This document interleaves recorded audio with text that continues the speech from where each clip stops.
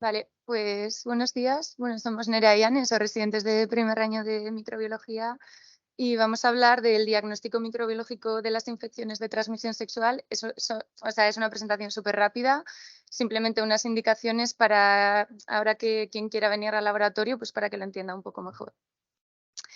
Vale, bueno, ellas nos han explicado súper bien del etiquetado de muestras y todo, pero nosotras sí que también queríamos hacer unas indicaciones porque el técnico nos ha pedido que para facilitar el trabajo os digamos unos puntos que a nosotros nos vienen muy bien en el día a día.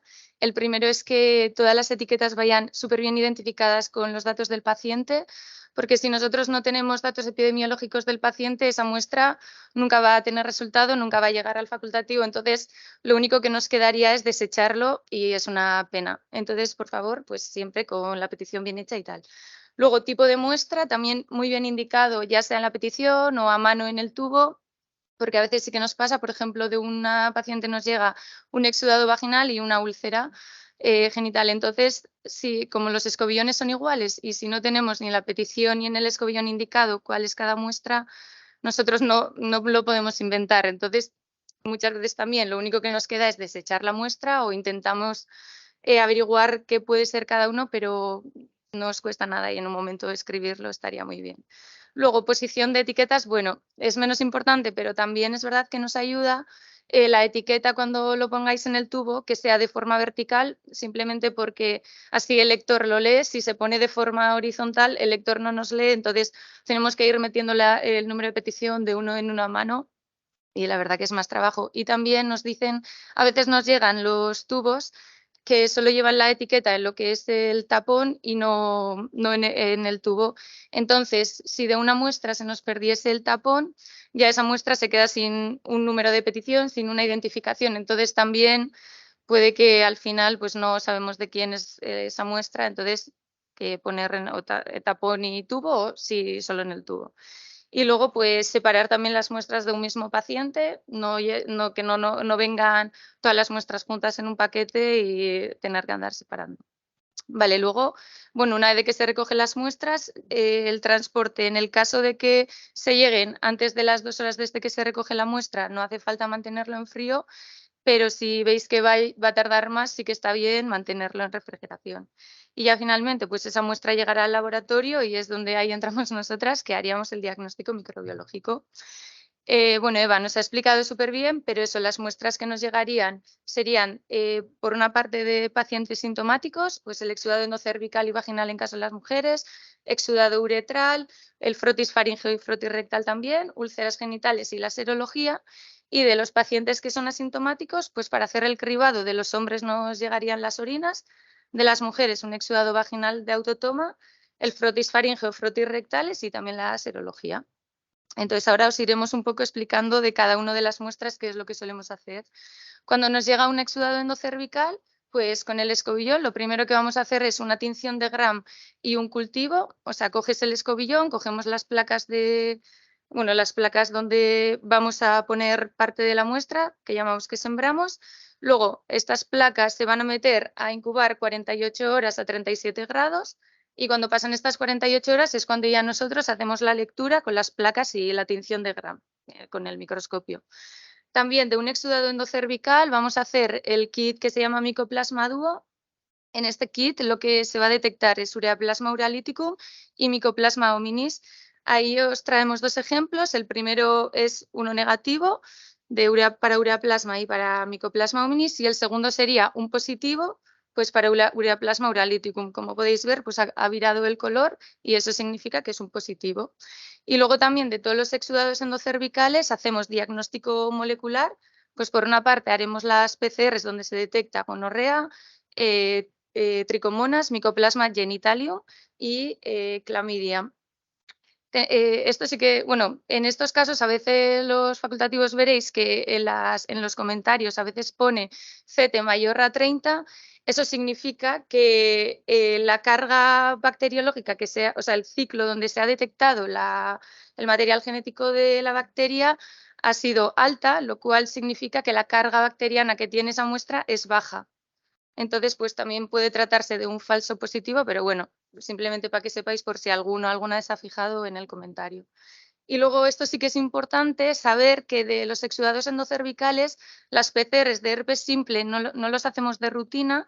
En el caso de que haya sospecha, pues sí que está bien siempre en la petición indicarlo o solicitar esta prueba, porque si no nosotros nunca las haríamos de rutina. Vale, y cuando nos llega, por ejemplo, un exudado vaginal, al igual que el exudado endocervical, lo primero que vamos a hacer es una tinción de Gram y un cultivo. Lo ponemos 48 horas en la estufa a 37 grados y luego lo leemos. Aquí, por ejemplo, os traemos un ejemplo de la segunda imagen. Es una tinción de Gram de una vaginosis bacteriana típica, que es Gardnerella. Gardnerella son las típicas células CLU que vemos al microscopio, que esto no es una ITS, pero es verdad que todos los días nos encontramos y bueno, os queríamos poner que luego en el laboratorio también, quien quiera, pues lo puede ver al microscopio. Del exudado vaginal también vamos a hacer cultivo de Trichomonas vaginalis en el medio roirón, que es un medio líquido, y ahí os ponemos la foto de cómo lo veríamos al microscopio. Hacemos este cultivo porque también es súper importante que sepáis que de los exudados vaginales, si no se indica, no hacemos las PCRs, o sea, no hacemos el diagnóstico molecular de rutina. O sea, no detectamos ni el gono, ni las 4 PCRs, ni tampoco el herpes simple. Es lo que ayer un poco pues te comentaba, ¿no? Si queréis hacer cribados o tal, tenéis que indicar que queréis hacer las PCRs, porque si no, no vamos a hacer. A excepción de que haya una sospecha clínica y el facultativo lo haya solicitado o lo hayáis escrito, pues si queréis hacer el cribado, en ese caso sí que las haríamos en mujeres histerectomizadas. Y luego también queremos hacer hincapié cuando haya una sospecha de abuso sexual. En las en las adultas no, porque eso normalmente se envían endocervical y vaginal y entonces ya al endocervical se les haría las PCRs, pero si se tratan, muy importante esto, sobre todo a las niñas, como se envía solo el vaginal y si en el diagnóstico no se pone sospecha de abuso sexual, a este vaginal nunca le haríamos una PCR, o sea, un diagnóstico molecular. Entonces sí que también es muy importante que lo indiquéis para que lo hagamos. Vale, pues sigo yo, soy Nerea, explicando el exudado uretral, que pues también realizaríamos un cultivo y una tinción de grama a partir del escobillón y luego por otra parte realizaríamos el diagnóstico molecular, que tampoco incluye la PCR de herpes simple. Bueno, aquí tenéis un ejemplo de las placas, el cultivo que se le realiza y a la derecha arriba pues tenemos un ejemplo de un gran gonococo que podéis ver en el círculo que se ven los diplococos gram negativos que suelen situarse alrededor de los polimorfonucleares y la verdad es que se suele ver muy bien.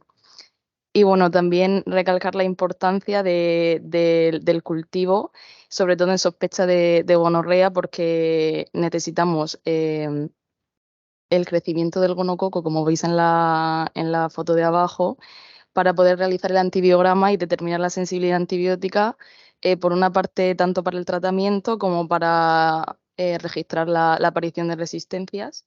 Y bueno, a la derecha os hemos puesto un ejemplo de un antibiograma para gonococo, que arriba tenéis las dos placas en las que se realiza el test y abajo tenéis un ejemplo de discoplaca, que bueno, también tenemos en el laboratorio ahora uno por si queréis verlo en persona. Luego tenemos el frotis faríngeo y el frotis rectal, que son dos muestras que están incluidas en el cribado en personas con conductas sexuales de riesgo. En este caso se incluye el cultivo a partir del escobillón, en el que solo se realiza una placa de Taller-Martin, que es un medio selectivo para gonococo, y también realizaríamos las pruebas de diagnóstico molecular. Y bueno, en este caso decir que las PCRs para el diagnóstico molecular no están validadas para frotis faríngeo y frotis rectal, entonces un resultado positivo habría que valorarlo con precaución porque puede haber falsos positivos por bacterias que estén filogenéticamente relacionadas con las neiserias. En el caso de la úlcera genital, es una prueba que también realizamos el cultivo y el gramo a partir del escobillón y el diagnóstico molecular por PCR de las bacterias, y esta es la única muestra que incluye de manera sistemática la PCR de herpes simple. Y bueno, en este caso, pues decir de esta muestra que es importante que en caso de que la úlcera sea por sospecha de ITS, que la petición sea de úlcera genital, porque en este caso es o sea, no otro tipo de úlcera, porque solo en úlcera genital incluimos este tipo de cultivo y nos permite buscar lo que tenemos que buscar en este tipo de muestra. Y luego tenemos las muestras para sintomáticos, que bueno, ya lo han dicho mis compañeras, pero bueno, recordar que en caso de hombre, pues se pide una orina porque tiene una gran sensibilidad para diagnóstico molecular. El autotoma de vaginal, que también en mujeres, que reporta una buena sensibilidad para las PCRs, y la serología para buscar el VIH, hepatitis B, C, el A y la sífilis. Y por último, bueno, hemos puesto como un pequeño resumen de cómo se realizaría el diagnóstico de sífilis, que bueno, ya se ha explicado muy bien en las charlas anteriores y bueno, es un esquema muy, muy reducido, pero bueno, se realiza por serología, entonces llega un suero y se realiza el cribado por inmunofluorescencia en el CLIA, que es una prueba treponémica. El cribado puede dar negativo y en caso de que dé positivo se realizaría una RPR, que es una prueba no treponémica y que es un dato que nos ayuda a realizar el seguimiento de la infección. Y luego, pues en el caso en que la inmunofluorescencia diese un resultado dudoso, pues se realizaría una TPHA, que es una prueba treponémica por hemaglutinación. Y para acabar, en caso de sospecha de neurosífilis, se realizaría la punción lumbar y a partir del líquido cefalorraquídeo realizaríamos la prueba no treponémica VDRL. Y bueno, eso es todo. Muchas gracias.